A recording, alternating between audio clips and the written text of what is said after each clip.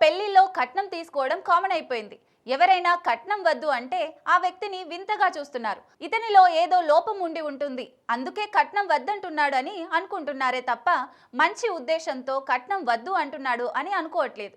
సమాజం అంతా అలా తయారైంది. ఇలాంటి పరిస్థితుల్లోనూ కొంతమంది కట్నం వద్దు అని ధైర్యంగా చెప్తున్నారు. ఎవరేమనుకున్నా పర్వాలేదని, తమ వాల్యూస్ మాత్రం వదులుకునేదే లేదు అంటున్నారు. అలాంటి వాళ్ళ కోసం ఉచితంగా ఒక స్వయంవరం జరగబోతోంది. ఇది డిసెంబర్ 15 ఆన్లైన్లో జరగబోతోంది. idon'twantdowry.com వారు తరచుగా ప్రతి సంవత్సరం ఈ స్వయంవరం నిర్వహిస్తున్నారు. ఈసారి నిర్వహిస్తున్నది 19వది. ఇది ఇప్పటి వరకు 100 పెళ్లిళ్లు జరిగినట్లు ఆ సంస్థ తెలిపింది. పెళ్లి చేసుకోవాలనుకునే వారు కట్నం కాకుండా విద్యార్హతలు, ఆచారాలు, సాంప్రదాయాలు, హాబీల వంటి వాటిని ప్రాధాన్యం ఇచ్చి చేసుకోవాలి అనుకుంటే అలాంటి వారు ఈ స్వయంవరంలో పాల్గొంటున్నారు.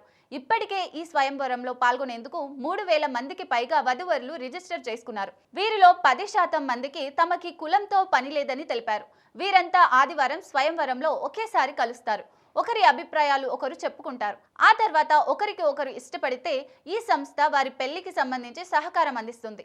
ఇలా ఓ మంచి ఉద్దేశంతో ఈ స్వయంవరం నిర్వహిస్తున్నట్లు సంస్థ నిర్వాహకులు తెలిపారు.